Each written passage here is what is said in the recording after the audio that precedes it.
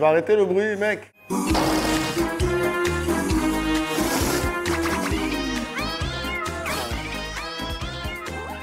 oui, je la connais bien, c'est la musique de Oggy et les Cafards, un de mes dessins animés préférés.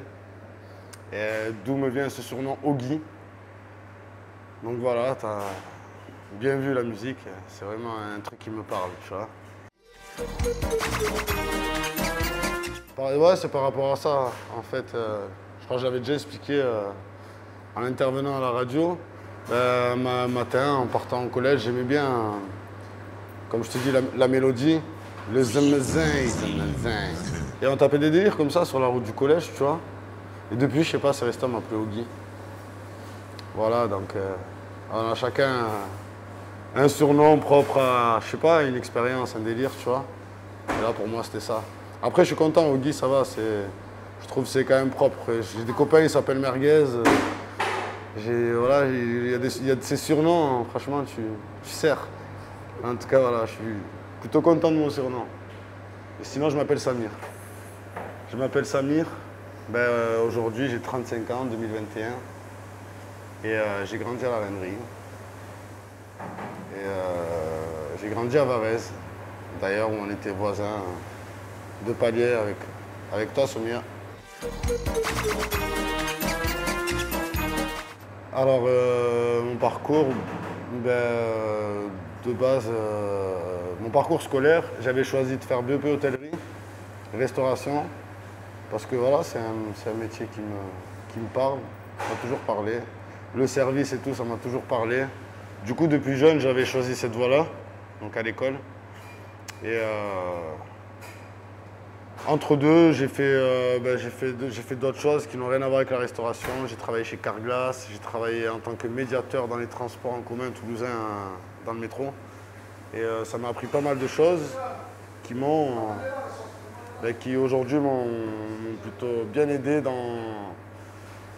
mon métier de restaurateur.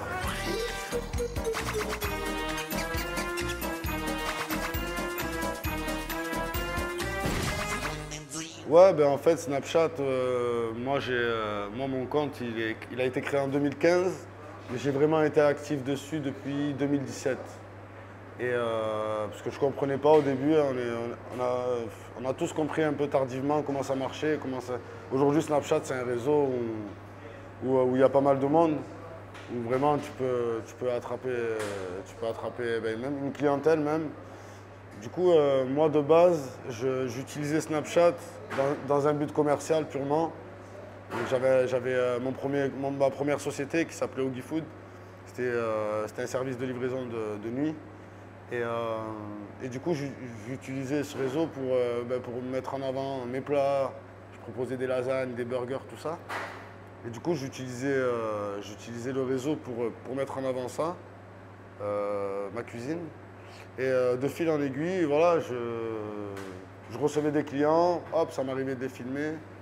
Et après, tout a commencé vraiment, le délire de filmer mon environnement comme ça, de façon spontanée.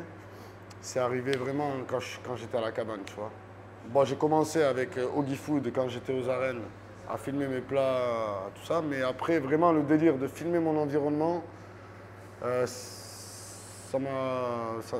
c'est arrivé vraiment quand j'étais là à la Rennerie, à la cabane, parce qu'il y avait trop de choses à filmer, tu vois.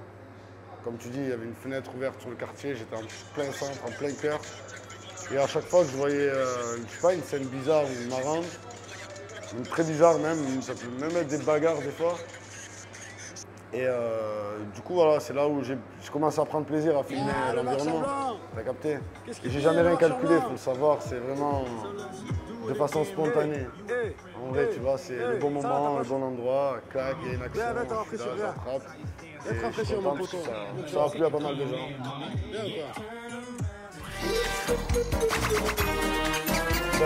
Des retours, non, parce que l'environnement quartier, c'est pas ce qui plaît à tout le monde aussi. Mais après, pour les gens concernés, en général, pour les gens du quartier, ouais, il y a des réactions. Pas des retours, mais des réactions, tu vois.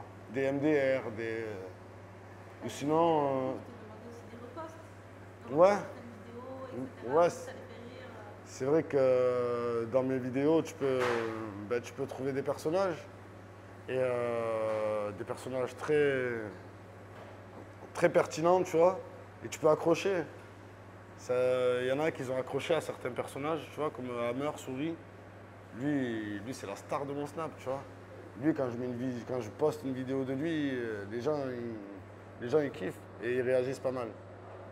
Donc c'est un exemple, il y a des personnages, voilà, c'est comme dans une série, tu vois, tu t'attaches à un personnage, tu le suis et voilà, t'aimes bien avoir des nouvelles, tu vois. Et à travers Snap, du coup, tu as des nouvelles et...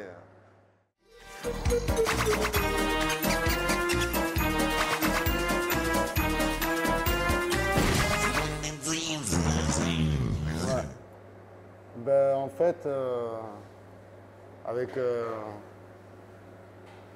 avec le recul, ouais, on est attaché à notre quartier. Même, j'habite plus au quartier aujourd'hui, tu vois, mais il y a mes parents qui habitent toujours.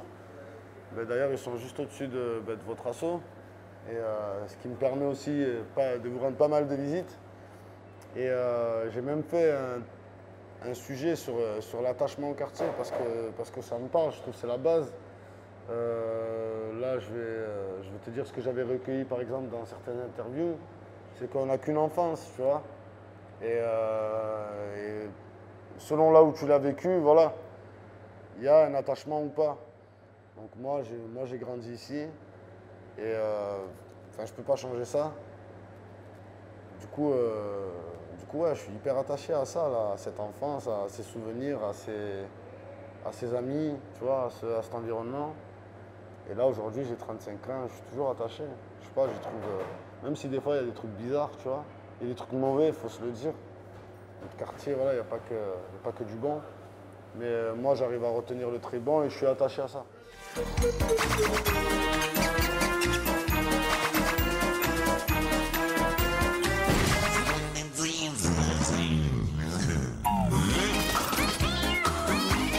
De base, c'était pas une idée qui m'a traversé, tu vois. C'est une dame qui me suit sur Snapchat, sur le réseau, qui connaît un responsable d'une radio toulousaine, une web radio, qui cherchait justement une personne pour animer une émission sur les quartiers. Du coup, ça m'est tombé dessus un peu comme ça, c'était une proposition. Cette dame-là, comme elle me voyait retranscrire un peu ce qui se passait sur le quartier en vidéo, elle m'a dit ça serait bien d'en parler à la radio, parce que ça t'intéresse d'animer, et ci et ça. Moi, c'est pas mon métier, j'y connais rien. Mais donc, comme on m'a proposé de venir le faire et de me former surtout, j'ai accepté de suite. Ça m'a grave branché l'idée. Et depuis que j'y suis, c'est encore mieux. À chaque fois que je sors de là-bas, je suis grave heureux de parler de mon quartier, tu vois. Du coup ouais, c'est grâce à Snapchat, grâce à ce que je fais sur Snapchat, que je suis là-bas aujourd'hui, tu vois. En gros, c'est mon Snap qui m'a amené là-bas.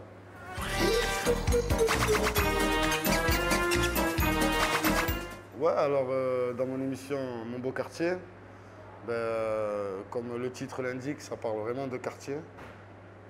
Beau parce que moi je le trouve beau vraiment. De l'extérieur, tout le monde ne le trouve pas beau, mais moi de l'intérieur je le trouve super beau. Et c'est ça que j'ai envie de montrer aux gens en fait. On n'a pas souvent la place, tu sais, de parler de notre quartier en bien. Et surtout de montrer à l'autre côté du périph' comment ça se passe, tu vois. Comment on sait délirer, comment on sait vivre, comment on sait s'aimer. Donc c'est ça que j'ai envie de mettre en avant aujourd'hui. Donc on m'a permis de le faire et j'essaye de le faire malgré mon métier de restaurateur et tout. Je prends le temps de préparer les émissions, d'aller voir les habitants du quartier pour des interviews, les faire témoigner. Et puis voilà, je trouve ça, pour moi, c'est plaisant. Et je trouve ça important parce qu'il y en a, ils ont vraiment besoin de parler, tu vois.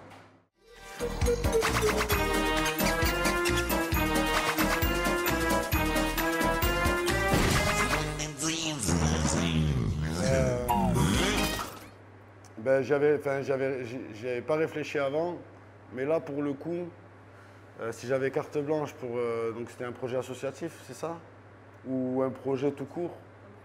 Moi, ce que j'aurais aimé, c'est le métier d'animateur radio. Ça, je trouve ça très intéressant.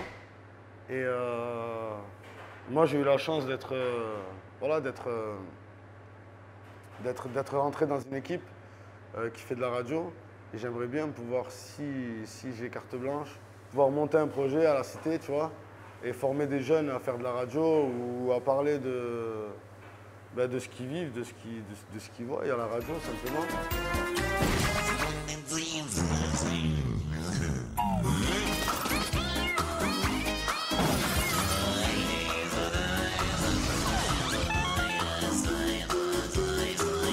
Je suis bien, la zone.